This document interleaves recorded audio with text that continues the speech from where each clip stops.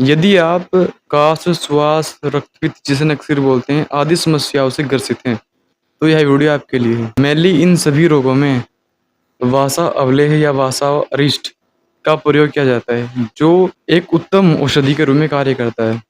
यदि आप किसी प्राचीन वैद्य या जिसे आयुर्वेद का अधिक ज्ञान होता है उसके पास जाओगे तो वो आपको इन सभी रोगों में वासा अवलेह ही सजेस्ट करेगा।